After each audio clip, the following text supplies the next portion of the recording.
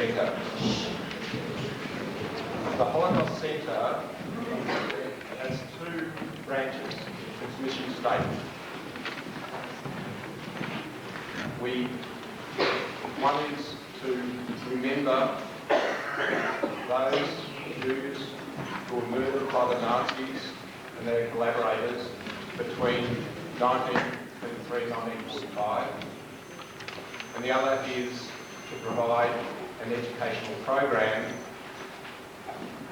about the Holocaust, to combat racism, to combat anti-Semitism, and to work towards a more harmonious society. With the March of the Living program, I think we've brought the achievement of that to a much higher level. Through the initiative of the Jewish Holocaust Centre and the descendants of the Shoah, a group of 45 adults met in Krakow in April 2004, aged from 19 to 84 years, and we set out on a journey. And where that journey would take us, none of us knew. Most of us had met earlier in Melbourne, where we had had 4 preparatory sessions, but we were still full of anxiety, as each of us was forced to confront our own personal ghosts. We cried together in the death camps of Auschwitz, Birkenau, Chelmno and Treblinka, and in the forests of Tikocin, as well as when we remembered the fallen in Israel's wars and the innocent victims of that conflict. We celebrated life as we danced and prayed in synagogues in Poland, and when we danced with preschoolers in a Jewish school in Warsaw, and together with the March of the Living Youth when we celebrated Yom Ha'atzmaut in Israel. The Jewish Holocaust Centre is honoured that together with the descendants of the Shoah, we're able to present the Adult March of the Living 2004, and it will be brought to you by the participants in that program. Thank you.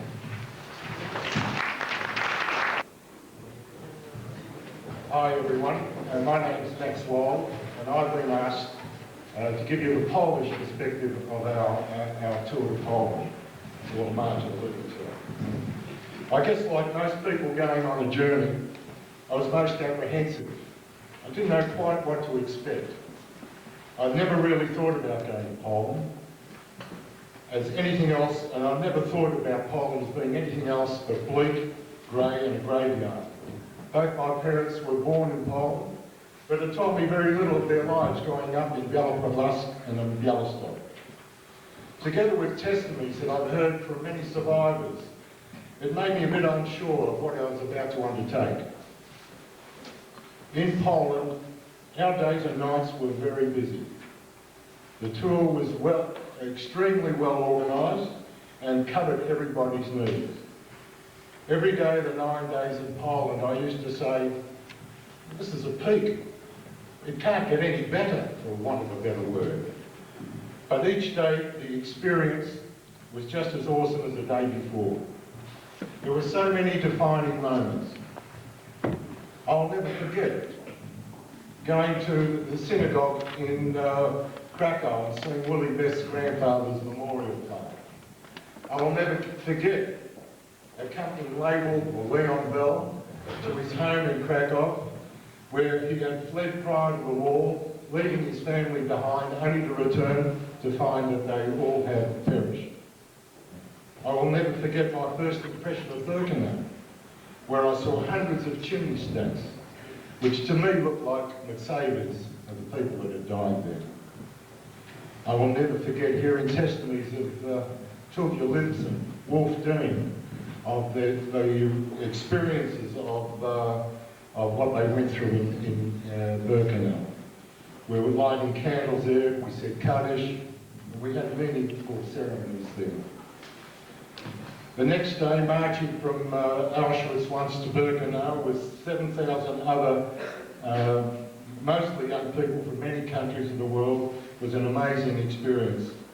Where we had gone to pledge never again, never again. Where we heard the shofar blow, where we sang Hatikva. These things I'll never forget. I'll never forget being in Lodge with Miriam and Leon Zimmer, where we came upon Miriam's mother's house where she lived before the war. I will never forget standing in ghettos where Jews were rounded up for deportation. I'll never forget the Jewish ceremony in Lodge, where there are hundreds and thousands of Jewish graves, where Ruth Ween found the graves of her grandparents and great-grandparents. I will never forget the sight of the Hemel death camp, where it seemed implausible that such a serene place, where the birds were chirping in the trees, of the place where so many Jews were murdered. I will never forget Miller 18, the Jungschlag place, the remains of the Warsaw Ghetto War, dancing around the bima at Tikochin, reading a Yiddish poem in the forest together with Evelyn Kaufer and Label Bell, in which we asked the trees guard the souls of those who are buried there. The site of Treblinka, where all the towns and shtetls in Poland are recognised by stone markers. Mostly, I will never forget sharing the experience with the members of which we call the MOTL family, the March of the Living family, the adults of 2004. For me, the impact of the Holocaust is similar to the destruction of the Jewish temple. I mean, it's apt that it's Tisha B'Av on Monday night, and we return to Jerusalem to touch the Kotel. To me, I feel honoured and privileged that the March of the Living enabled me to touch and visit the sites witness the sites where 700 years of Jewish life and history and culture were virtually wiped out during the Second World War. Wil sagen ein paar Werte in mein Sprache in Jüdisch. Zu den Menschen, was haben durchgegangen in Mohammed. Ich kann verstehen, was ihr Blut nicht gehen zurückzufahren. Ich verstehe, es ist sehr schwer für euch. Nur ich will geben einen großen Dank zu euch, was arbeiten da im Holocaust Center und erzählen der Meisters von Mohammed zu Kindern von ganz Victoria. Bei mir ist es gewesen eine große Sache, wenn ich habe gestanden in Birkenau zusammen mit Tuvia und Wolf. Und ich habe gehört, was sie haben gemacht im Lager. Finally, I commend to you all what March of the Living stands for. Thank you.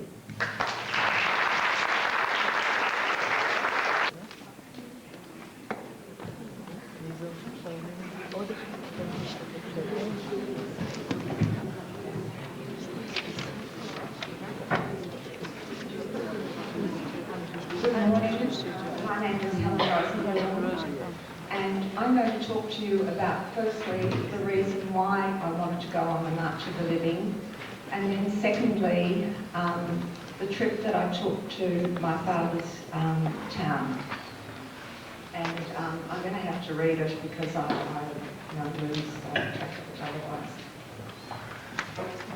The March of the Living was one of the most memorable and challenging journeys of my life. This was a journey I was always going to take with my father, who very sadly died before this could happen.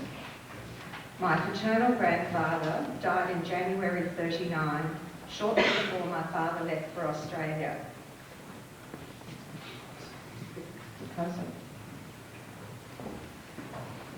Dad always believed that he could find the cemetery where his father was buried in Radulov and wanted me to accompany him. Shortly after his death, I began to think about going to Poland. There had always been an underlying sadness in my family, as both my parents were the sole survivors of their families. It seemed that Poland and the people who perished there, my family, were always constant companions in our lives. And in some small way, I wanted to honour and pay tribute to the lives of the family I was never privileged to know. As the only granddaughter and niece, I felt I had to go to Poland to carry out my father's lifelong wish, whilst at the same time travelling the landscape of family memory. The March of the Living made this journey possible, and for this I will always be grateful. And now I'm going to tell you about the trip that I took. On one of the days set aside for the shtetl visits, I had organised a guide to take me to Yawavne and Radulov. I wanted to visit Yawavne because my father and his brother sold grain and animal hides there at the weekly market. I also wanted to go there as I had read Magazines by Jan Gross, in which he described the events that took place in July 1941. On this fateful day, half of the Polish town of Yawavne murdered the other half, 1,600 men, women and children, all but 7 of the town's Jews. The Poles herded the local Jews into a barn near the town's Catholic and Jewish cemeteries and set it alight. They buried the charred bodies in a ditch. In recent times, I have learnt that many of the Jews of Radulov, possibly including my family, suffered the same fate and were also burnt to death. My guide, Arthur, arrived just after 6 o'clock on Friday morning to drive me to Yawavne and to Radulov. He was a lovely young man with a good command of English who worked at a national park just west of Radulov. Along the way, we spoke about our lives and the Holocaust, and he said that he was really sorry about what had happened in Poland and felt that telling the truth was the only way forward. We drove through very picturesque green countryside that was mostly devoid of animal life except for the occasional cow. However, we were lucky enough to see partridges, pheasants and nesting storks, and the further northeast we drove, the poorer the towns became. When we arrived in Yawavne, Arthur decided that the best way to find out about local history was to talk to some of the older residents of the town. We walked through the town square and approached 3 old men sitting on a park bench. He introduced himself and said that he was interested in their lives and that I was a Jewish visitor to Poland who had come to see my father's house in Radulov. One of the men started to cry and then grabbed my hand and kissed it and apologised for what had happened in Yawavne. He then told us a story about his mother, who had tried to save 2 of her Jewish friends by pulling them out of the square. She was unable to save them, and they were pushed back into the square, taken to the barn, and burned to death by the Poles. He then took us to his home and showed us the photograph of his mother with her 2 Jewish friends. He insisted that he should accompany us to the cemetery and to the memorial erected to those Jews who perished in Yawavne. The memorial and cemetery were located on the outskirts of the town in a fairly desolate area. He then told us that the Polish Prime Minister had apologised to the Jews at this memorial. The cemetery was very overgrown with weeds and bushes, and all that remained standing are 1 stone wall and a number of small, simple headstones with Hebrew letters covered with undergrowth. He then proceeded on his hands and knees to uncover some of the graves, and then, through my guide, asked if I could forgive him. I just stood there in the middle of nowhere and I froze. Suddenly, I was faced with the larger moral issue of forgiveness. I thought for a moment and I realised that I could no longer be a silent bystander. I turned to him and said that I could not forgive him, and nor was it my place to grant him forgiveness. We then left the cemetery, drove him back to the square and headed for Radulov. On the way, we picked up a hitchhiker who, when he learnt why I was in Poland, also kissed my hand and apologised. Radulov looks much like Yawavne, a very small rural town with old stone and wooden houses and a village square in the centre of town. Arthur, my guide, had contacted a local teacher before our visit who had put him in touch with Sophia, who knew the old Jewish sites of Radulov. She invited us into her home and gave us morning tea, and then brought in an old man to talk to us. He was 92 and remembered many of the Jewish families and where they lived. He did not know my father's family, but he remembered the Fakowski family and their home. Archie Farkowski had been my father's best friend. He said he was very impressed that with all the pain and the loss that I had suffered, that I still wanted to visit Poland. He shook my hand at the end of the visit, and then he finished by saying that he wasn't very happy with the Israeli-Palestinian situation. Sophia then came with us into the square and pointed out the old police station where Dad and his family had lived in rented premises upstairs. It was an old faded yellow stone building, now converted into 2 shops. The upstairs was uninhabitable and could not be accessed. I then walked round to the back of the building and stood in the place where many years earlier my father had his photo taken sitting at a sewing machine. And I just stood there and I cried. Everything I'd ever heard about my family and the poverty they endured had finally become a reality. We continued on, and Sophia pointed out the rabbi's house, a Jewish restaurant, and the house where Dad's friend Archie lived. We then walked to the site of the former synagogues that were now stone barns to house animals. The Germans burned all 3 synagogues, and all that remains is a foundation stone under one of the barns. We walked on to the watermill on the banks of the river where Dad and his friends played. The river was so much smaller than I imagined. It was also the place where my father was so severely beaten by some Poles that he and his friends never swam in the river again. We retraced our steps and walked down a lane to the Cheder. The building was still intact but derelict.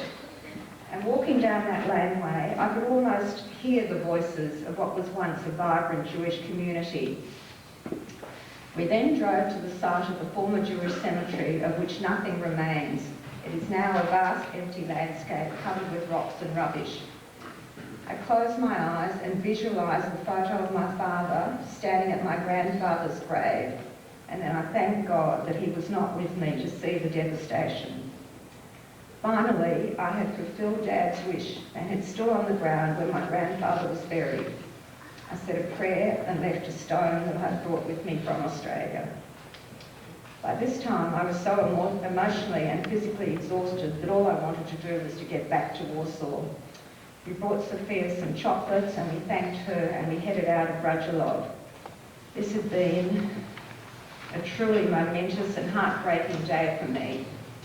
It also had a deep effect on Arthur, who now planned to interview older people and document their oral histories. It was late evening when we arrived back at the hotel. Arthur had been a wonderful and sympathetic guide who had made a harrowing day a little easier. He shook my hand and said shalom, and he said to me, I hope, Helen, this is the start of better Polish-Jewish relations. I walked into the hotel totally drained by the events of the day. I changed and went down to have dinner with the group and started to cry as I heard the Shabbat songs being sung. It was wonderful to return to the support and comfort of the group and to be able to share the traumas of a very sad day. This will not be my last visit to Poland. I think I've brought Poland to Australia with me. And my next journey will be to pay tribute to my mother's family, all of whom perished in the Holocaust.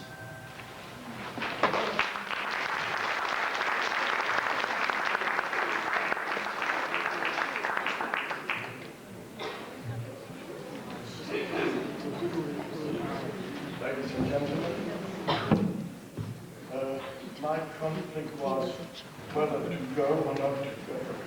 It was a very difficult decision to make.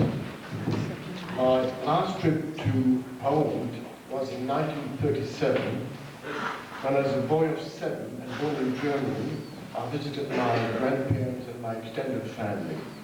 My parents came from Poland, and so I had some connection with Poland. I wrote a book, my memoirs, which were recently completed, and while writing, a flood of memories re-emerged. I just felt the urge to go back and discover where I had passed so many happy months before the war. The dilemma I faced was that in 1946 I promised myself never to visit or have anything to do with Poland. The horrors which had happened there during the German occupation became public knowledge. The Poles had only played a minor part in the tragedy, but after the war, they continued to murder and carry out pogroms against the small number of Jews who had dared to stay alive. I survived in Belgium, and soon after the war, a stream of refugees, of camp inmates, came to Brussels and told us their personal stories. To read a story in a paper where there are no faces, no names is one thing, but to listen to people who went through it was quite an experience, quite a horrifying experience. One of the tales related to a group of pious Jews who, in their suffering and praying for divine assistance, had placed a ban, a herem on Poland, similar to the ban which was placed on Spain in the year 1500. A Polish acquaintance who told me that as a boy of 7, living on a farm near Lublin, he visited Majdanek in 1946. He saw mountains of ash and fragments of bones and skulls littering the ground. They didn't quite understand what had happened there. He was told that what appeared to be dust are human remains, that all this material was being crushed, bagged, and sold as fertilizer. So after a lot of soul searching, I did convince myself that I wasn't really going to Poland, but I was going as a pilgrim to visit the sites holy to the Jewish people. I needed another sound reason to soothe my conscience. The solution I arrived at was to criticize those Jews who had remained in Poland and beg them to at least send their children away from the most unhappy country. So that, talking to myself, I will assert that no Jew should live in Poland. Again, I still had problems breaking my promise, so I talked myself into believing that I was sitting or flying on a magic carpet which would never touch the ground of Poland. That's possible. Our group arrives in Krakow, a city which carries its own magic. Ancient synagogues, empty and derelict, stand silent. The God worshipped within their walls has also remained silent and absent. At night, I hover around the streets of Krakow, an area where many Jews had lived, to see whether I could make contact with some spiritual happening. That didn't work. I went out in the mornings to just see whether I could come up with just a feel of what had happened there. I didn't find anything. But dominating the area, with its spire literally scraping the gates of heaven, was the Church of the Holy Spirit. I sought refuge within its sanctuary. The interior drips with gold, statues, marbles, just unbelievable wealth, artistic wealth. Its Baroque interior, in fact, do chase away my morbid thoughts.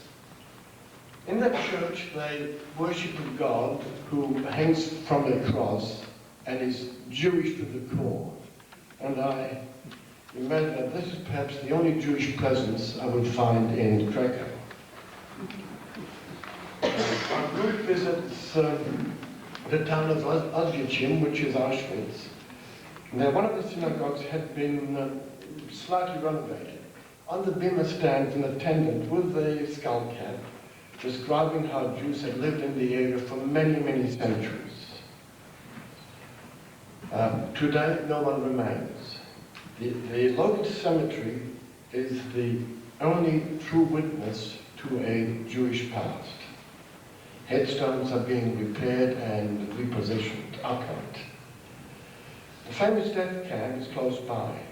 Its vastness is a stark reminder of man's incredible inhumanity.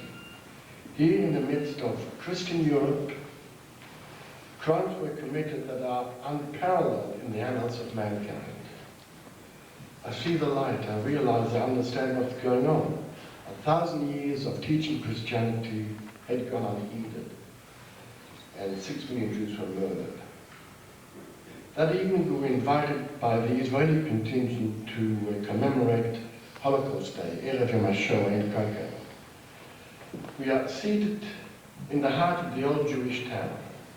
We are surrounded by Israelis, and standing behind us is a cordon of young soldiers in military uniform. We are protected, I feel. We are safe. Nobody can hurt us now. We are strong. I feel tears welling in the corners of my eyes. Life out of death is what I'm witnessing. Songs of mourning are sung with soul and a solitary guitar. The message is clear but low-key.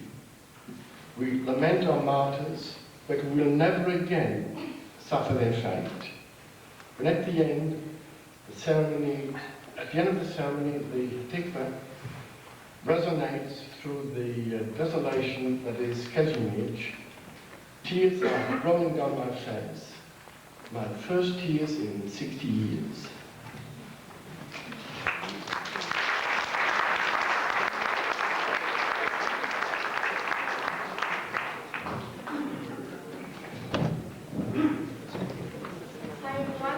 My name is Melanie Lipson, and I'm the granddaughter of Trevor Lipson, who is a volunteer at the Holocaust Centre and a Holocaust survivor born in Lodge. For years and years, I remember my Zayda telling me stories about his life both before, during and after the war. It amazed me every time how much he remembered from his past. I constantly tried to imagine what these towns he described to me looked like, what the people looked like, the factories and buildings. I remember bits and pieces, a story in Lodge, a harrowing experience in Auschwitz.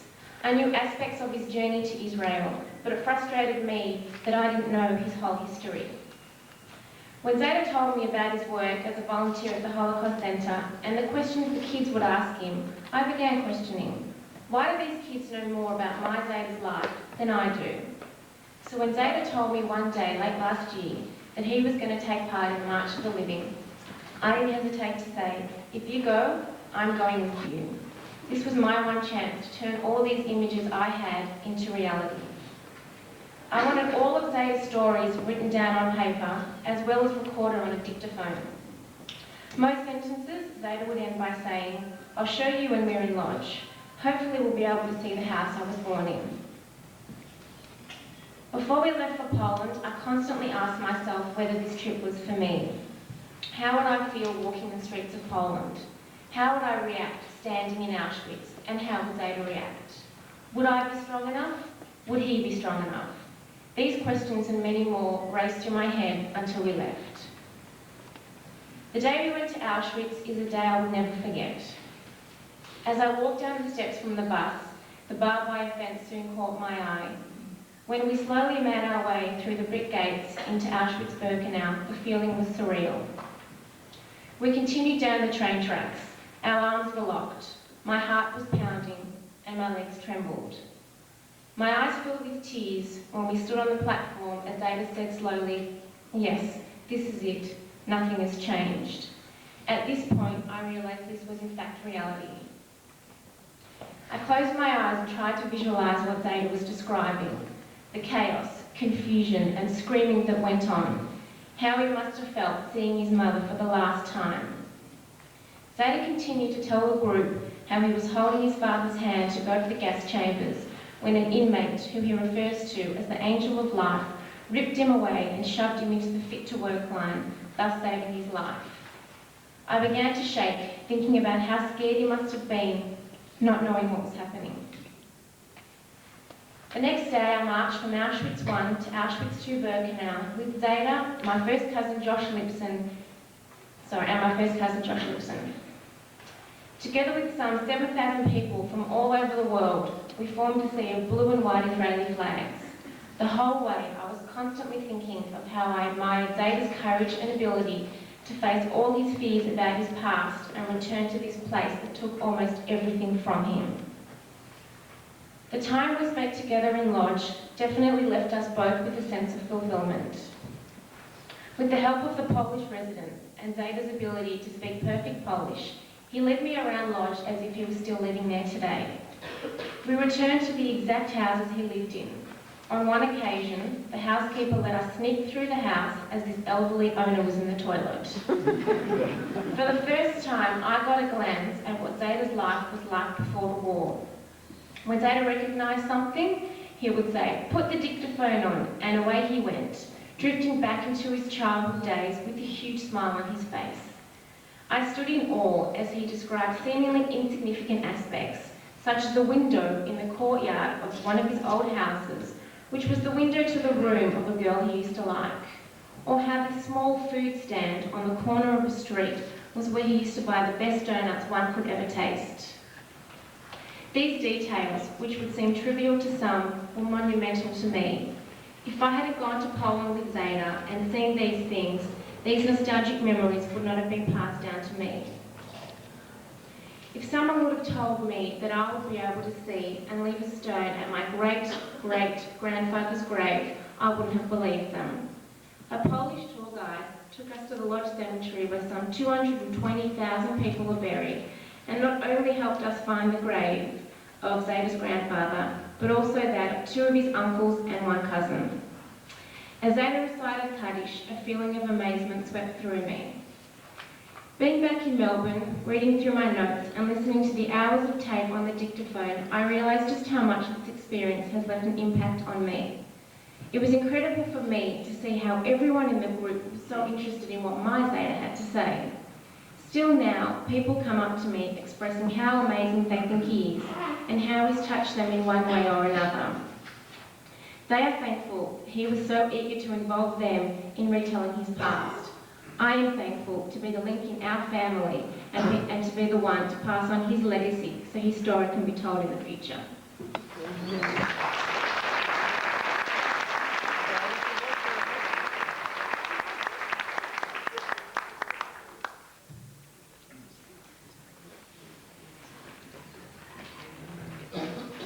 Memory maps. Take a map of pre-war Poland. Find the shtetl, town or city where your family came from. Say Lodge. Study that map. Then take a map of Poland in the war years. Look at the urban plan of the city. For Lodge, you would see where the ghetto was, the hospital, the Nazi headquarters. Jump forward 60 years. Take a guidebook for Poland today. Flick to a section on this city. Study the map.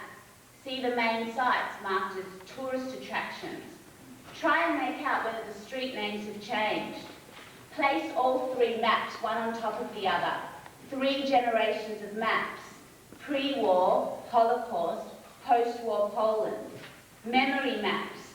The key to reflecting on and remembering the Shoah. Historian Simon Sharma wrote that one experiences a sense of place by using the archive of the feet. As the feet walk the landscape, memories from the streets and sites are infused within one's body.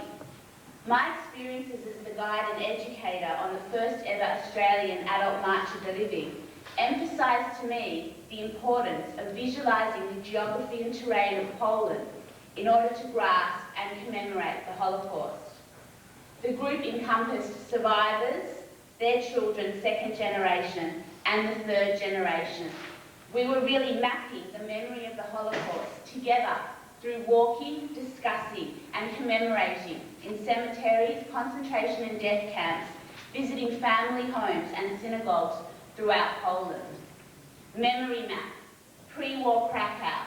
Mr. Leon Bell shows the group the street where he used to live as a boy. He has not seen his childhood home for 60 years. I asked the Polish guide to take us to this neighbourhood. Mr. Bell leads the way. As we get closer and closer to the house, his pace quickens. Soon we are in a light jog, which turns into a sprint as he turns the corner. As we race down the street where he grew up as a child, I was privileged to watch the memories resurface on his shining face.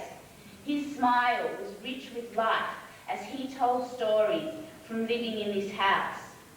I was filled with a feeling of nostalgia for him, for the life that was, and an incredible sadness that he was never to see the house, the home he grew up in, until this very moment.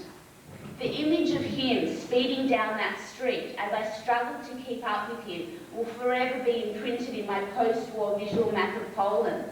If I go to Krakow again, I'll take people to that apartment block and transmit the memory that I formed that afternoon. Mapping Chełmno. This is the 4th time I've been to Poland. I had never been to Chełmno. I cannot visualise Chełmno, except for the map that Martin Gilbert had drawn at the back of his book, Holocaust Journey. It will be my first time at this site, and I will guide the group through. Together, we will be there for the first, and for most, the last time. Chełmno. How to explain a site of mass murder, a death camp hidden away in a forest close to the town of Derby, the site where the mobile gas vans were used to test their efficiency.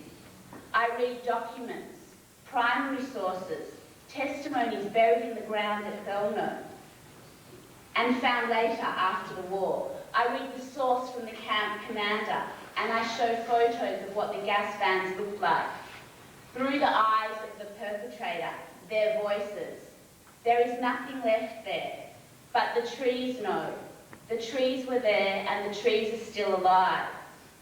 Chełmno, the site where Pauline Rockman's great uncle was murdered, where there are commemorative plaques to communities like Bombin, to individual families, and to all the Jews who were murdered there.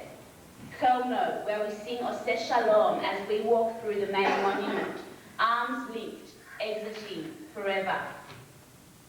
Mapping Polish-Jewish relations, a checkered history, a complex past, 7 centuries of Jewish life in Poland before the war, the centre of Jewish learning, life, culture, Yiddish theatre, yeshivot. Rescuers and informers, they were our neighbours, survivor Tuvia Lipson tells me. I can still see the chest which belonged to my family in the house we used to live in Lodz. The Polish family that now lives in my apartment my parents once lived in are really lovely, Ruth Weed explains to me. They have completely cleaned my grandparents' graves in the Lodz cemetery, and I do not pay them. They have gone beyond the call of duty. Poles from pre-war, Poles who lived through the Holocaust and saved or did not save Jews, Poles in post-war Poland. Is there still anti-Semitism? How does Poland commemorate the Holocaust? How are Poles educated about Jews, Jewish history, and especially the history of the Holocaust? What does dialogue with Poles mean? Is there a possibility for reconciliation? What would these maps look like? Our group explored some of these issues with Polish dialogue groups in Krakow and Warsaw. Initially, participants were sceptical about discussing Polish-Jewish relations and asking difficult questions to a younger generation of Poles who are committed to creating better relations between the two groups. However, there was a shift in the group over the week as we explored some of these themes in the bus and in our small meeting groups. The small sessions we had on our program were the starting point for creating better relations between Poles and Jews today in the present. We do not forget the maps of pre-war Poland and Poland during the Holocaust. Rather, we are part of the process of creating the present map, one which remembers what happened with respect and integrity, and also attempts to create a space where both groups can better understand each other's past. We have just started this dialogue by meeting with Poles in Poland in 2004. Mapping commemorations. As we walked the streets of Krakow, Warsaw and Lodz, we were actively commemorating the Jewish life that was lost in the Holocaust. It was confronting and emotionally draining for participants to be constantly oscillating between the past, present and future. By coming to Poland, we're doing memory work, and we're recording the memories of the survivors, their children and their grandchildren, crossing generations. We discuss how to commemorate the Holocaust. What is the most appropriate way? I choose testimonies and poems, personal stories written by the survivors, which attempt to give a small semblance of what these experiences were like. And although we will never really know, reading their testimonies links us to the reality of what happened at these places. I will always remember survivor Henri Korn turning to me and saying, "I am here in Krakow to show that there are some roots left." Later in the program, he would often say to me, "If it had only been for this experience, then the whole program would have been worthwhile." These statements form central pieces of my own memory map of this journey. Mapping the future, Lauder Jewish Day School, Warsaw. I'm looking at a map of Warsaw dated 1939. It has marked the number of Jewish schools and institutions. The city was packed, full of Jewish life. There is only one Jewish day school in Poland now, in Warsaw.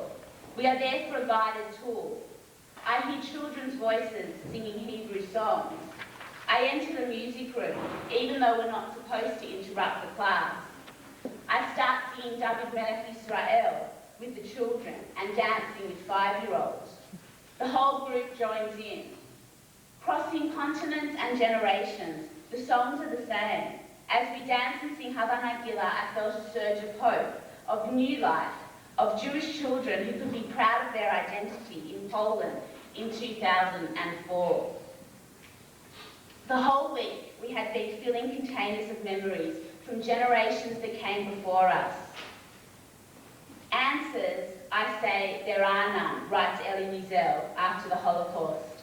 I finished the program by reading this quote and telling the group that there are never answers, only more questions.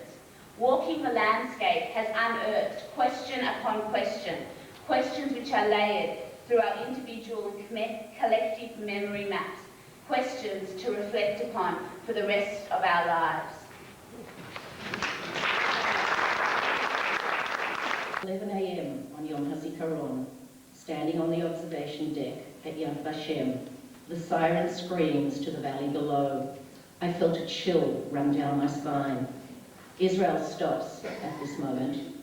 As I looked across this magnificent landscape, I understood why we are still fighting for our existence.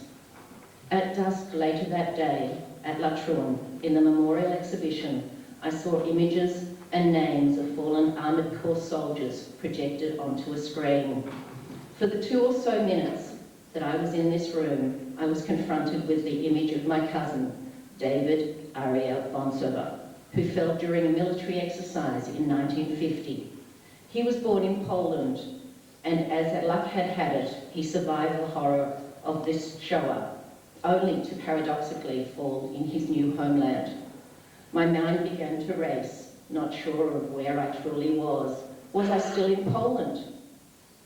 As a few days earlier, I had spent the day in my father's town, standing in the space which was his home.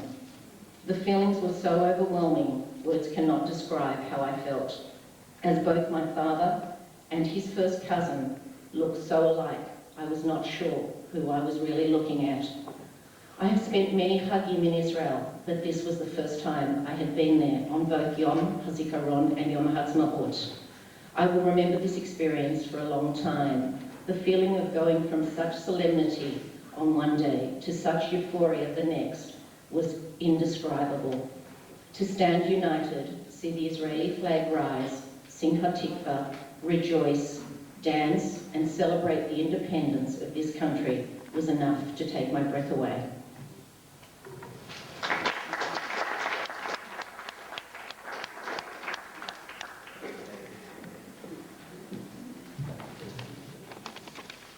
On Yom HaShoah, our group joined with the young Australians, with the March of the Living Australia, who were also in Poland.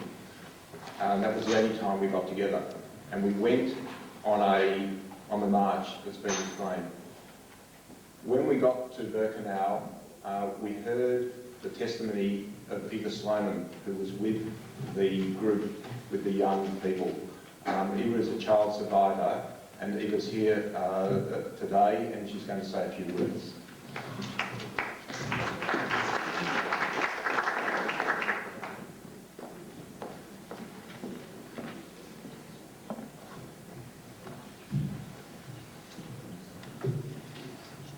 Our commemorations are all about remembering the horror.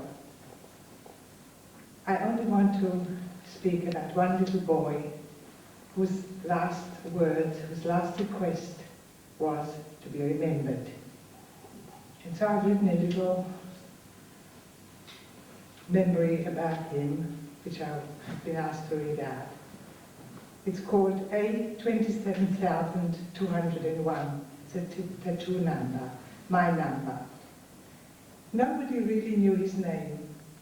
He sat on the brick oven that spanned almost the entire length of the barracks. All day he swayed to and fro. No sound, no word came out of his mouth. He only left his spot at 4 in the morning when chased out of the barracks for Zelapel. When chased back to the barracks, he diligently stood in a queue with his rusty mug in hand to receive his daily breakfast ration of what was called coffee and 1 slice of black bread. He then returned to his usual place and continued swaying. Who was this shaven little boy? Was he scared? Was he stupefied? Was he retarded? Staring at him, I could visualize him sitting in a cheder with long peyot, learning our sacred Torah in a class with lots of little boys.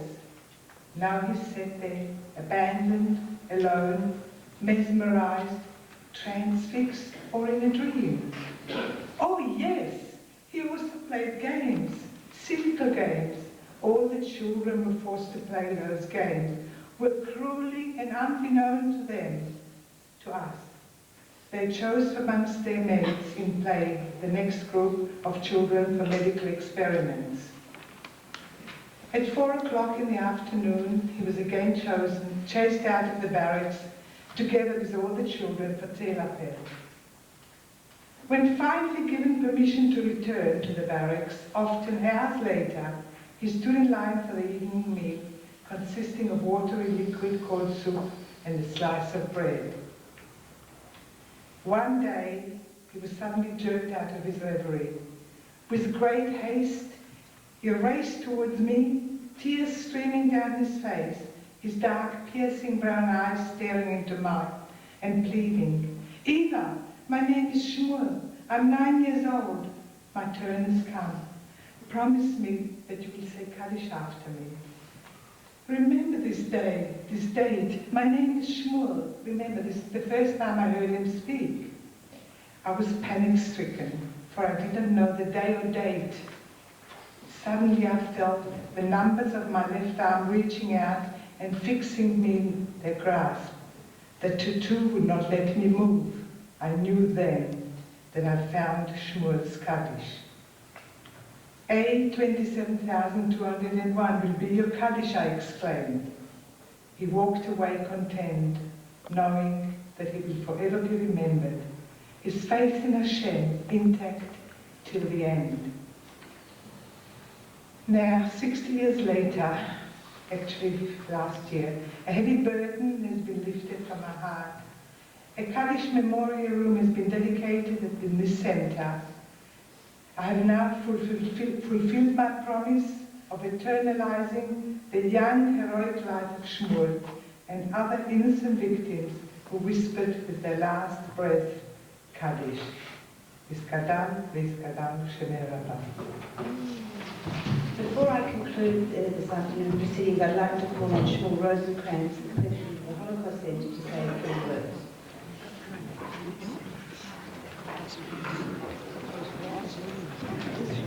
President of the center.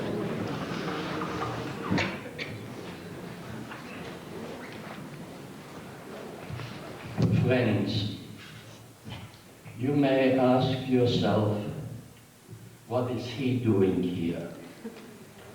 As president of the Holocaust Center, I see many people, I hear many voices, but there is also an inner voice in me which said to me yesterday that you should come here today, although you were not on the march of the living, although You were born in Vienna and did not suffer as much as Jewry in Poland.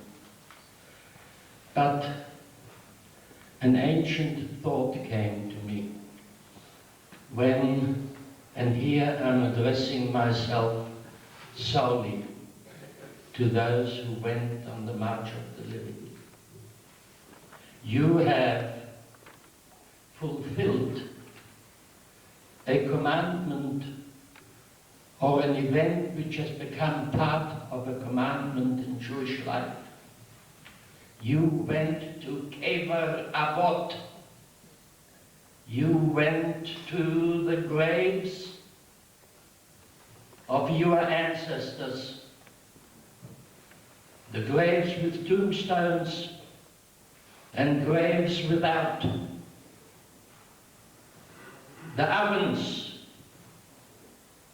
were the tombstones, and you saw them, and you stood there in silence,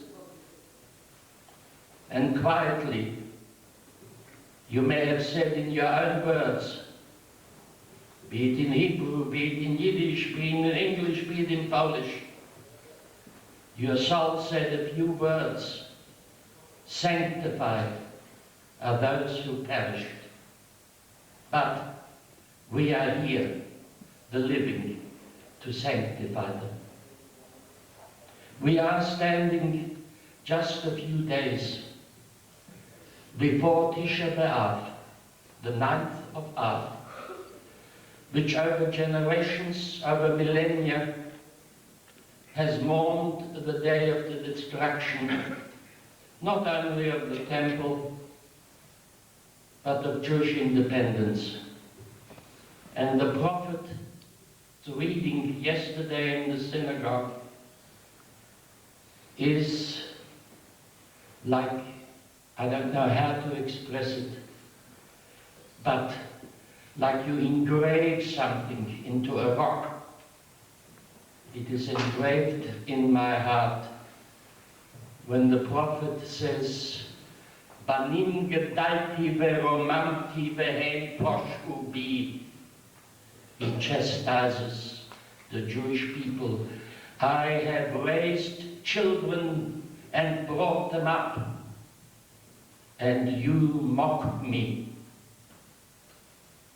Friends who went on the March of the Living, you have given an answer to the prophet. You did not mock your heritage, you raised it. And I say to you that to me, your actions, your walks, your speeches, your sayings have encouraged me, with the help of God, next year to join in the March of the Living for adults, together, possibly with my granddaughter, although I have no roots in Poland. It is part of the Ukraine today. But Eastern European Jewry have been my ancestors. They have been those who taught me the Aleph Bet and later on Gemara. I want to pay tribute to those teachers, those men who inspired the Jewish people over generations. Kovet Zer Ondik, blessed be their memory. I thank you.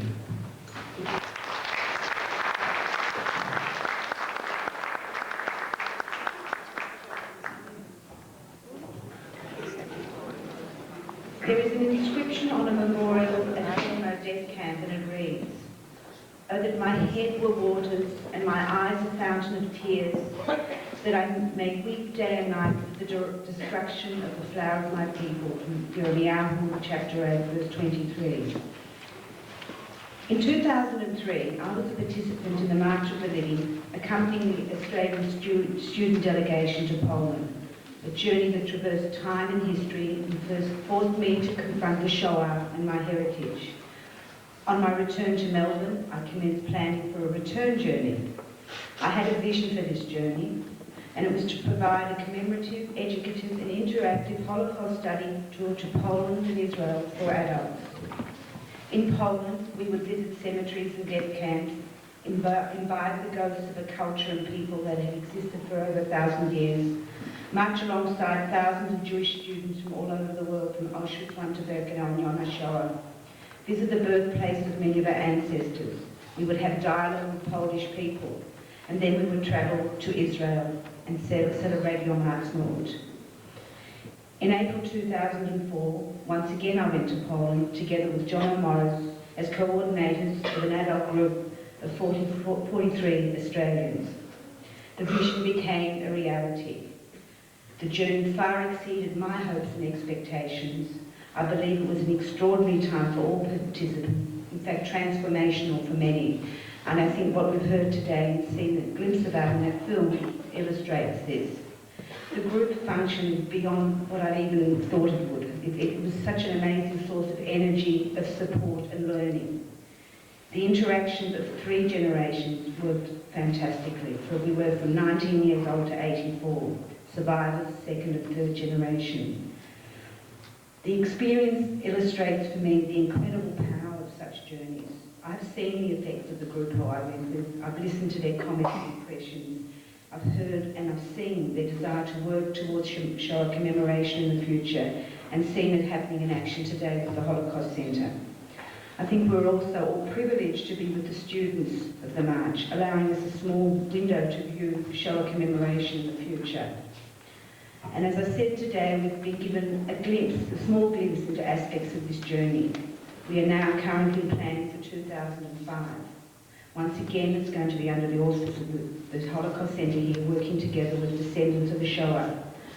I would strongly recommend to any of you considering a trip to Poland to think about joining us in 2005. It's going to be an enormous year. It will be the 60 years since the liberation, with over 18,000 expected to be participating in the march. Elie Wiesel has said, "For us, forgetting was never an option. Remembering is a noble and necessary act." And in undertaking any journey such as this, there are many people who have contributed to its success.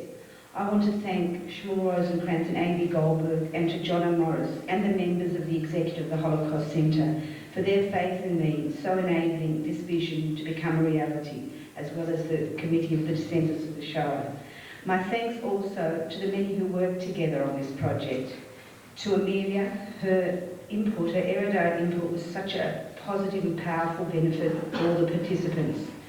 To Lena Fishman, to Ruth Hall, to Joe Hall, Alice Peer, Robbie Simon, Simon Rubin, Susan Wynne, Willie Best, Jill and Jill Castellan. Your input made it fantastic. And all the participants, I thank everybody. And I'd also like to thank today Marcia Janovic and her team, Naomi Eisman and John Dean, for putting together a fantastic program. And just finally, I'm eternally grateful to you, Sue, for the Director of the March for Living Australia, Sue Handel, who encouraged, supported, actually schlepped me to Poland the first time, and assisted me all the way with this project. And I think now the time is sort of much longer than we thought. We thought maybe we'll have questions. If you approach us when we're having a cup of tea and coffee, we'll have questions after. People have got markers on or a little ID sort of cards, or speak to me, and we'll have a cup of coffee. And if you are interested in next year, we're just looking for expressions of interest. See Lena and over there, and just your name and address, and we'll forward to you. We'll probably be having the first public meeting, I think, late September, October, after Yontif will be, and preparing for next year. Thank you for coming today.